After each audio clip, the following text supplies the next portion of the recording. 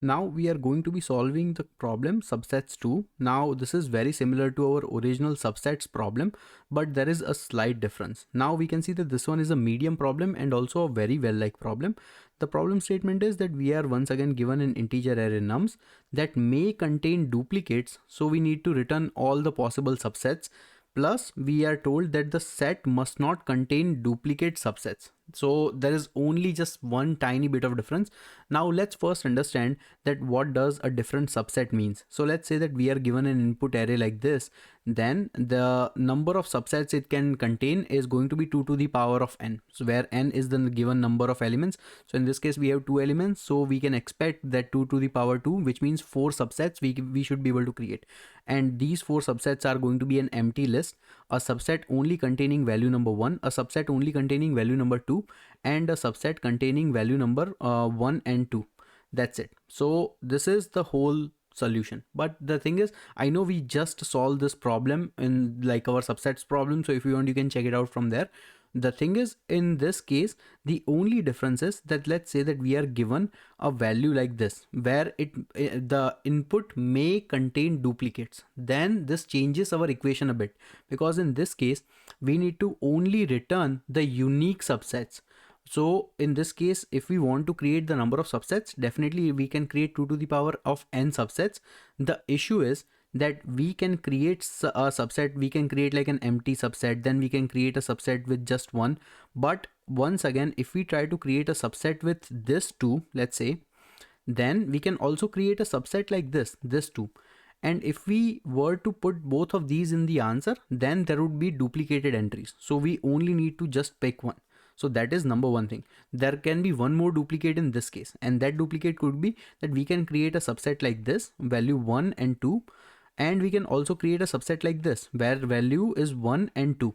So if such kind of situation occurs, then we need to take care of that scenario. So basically making sure that whenever we have duplicated entries, we just have to keep them aside or not consider them for the current part of the subsets. Now we all know that what was the strategy we used in order to calculate the subsets. Let's say that we only have just 2 values given and we are trying to generate the subsets. Logic is quite straightforward. We are going to be using the backtracking. On top of it, we are going to be using recursion. Now what is going to be logic for our backtracking? That while after calculating every single path for every possible subset, then we are going to be doing a backtracking and once again repeating the same operation. What do I mean by that? Let me just explain. So first of all, we are at the empty list position. Now over here we have the possibility to include this value 1 or not to include this value 1. Same way we have the possibility to include this value 2 or not to include this value 2. Let's say that we decide that we are not going to include both of these 1 and 2. So in this case, we can create a subset like this, like an empty list, and we will mark this as part of the answer. So let's say that this blue line indicates that we already marked it as the answer. Now, once again, after marking this answer, we still somehow needs to go back and revert our operation. So in the previous choice, we decided that we are not going to select this value number 1, but now let's say that we do decide to go ahead to select this value number 1. So once again, we can create a subset where we are only selecting the value number 1. So once again, this is also part of the answer. So I'm marking it with a blue line.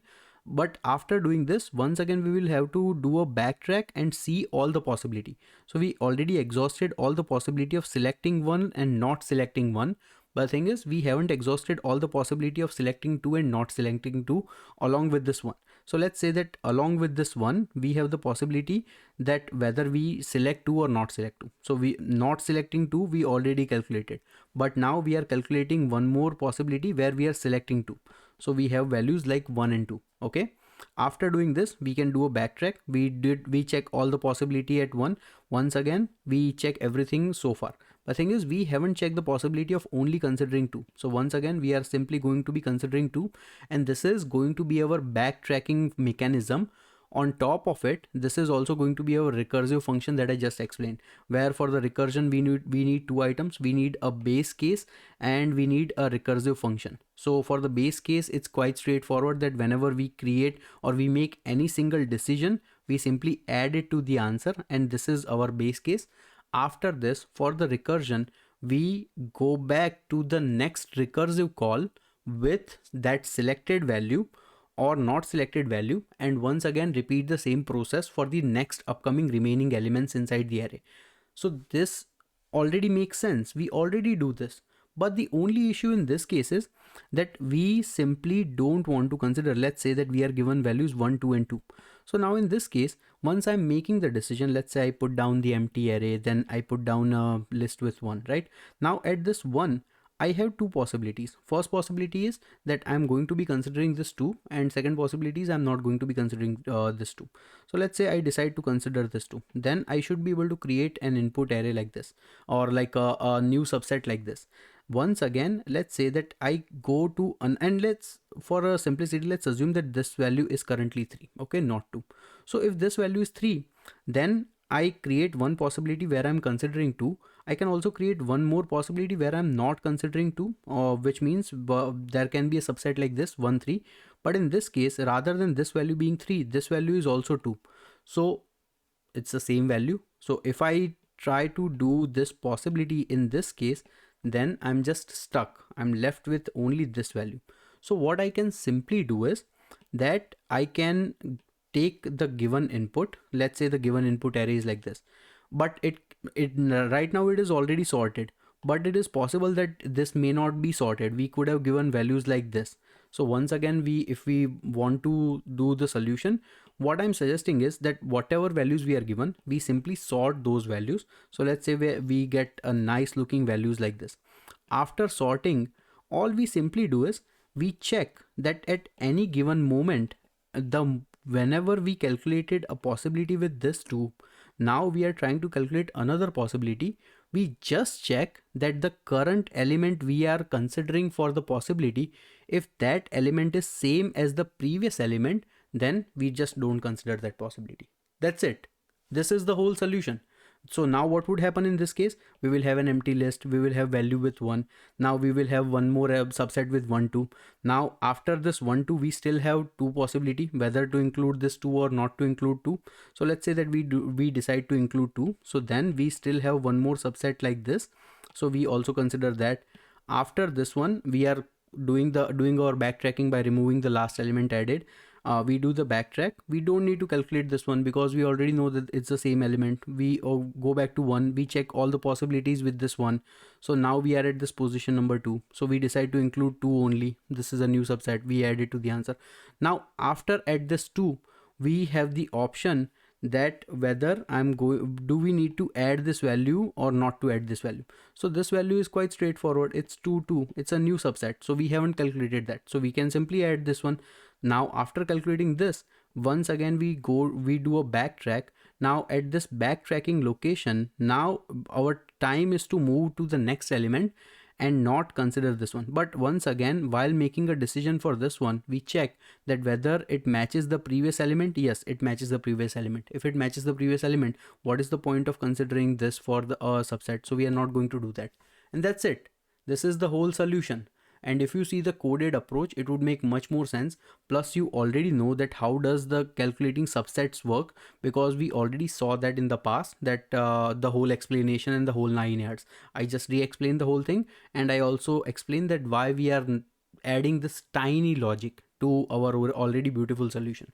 Now let's quickly see the coding approach. So very first thing we are doing is creating a new array list where we are going to be storing the results. Then we are simply sorting the given input array. And then we are calling our backtrack recursive helper method where we are passing in the new result, where we are going to be storing the array list of lists, and we are passing in the new instance of the array list to store the current list that we are iterating over.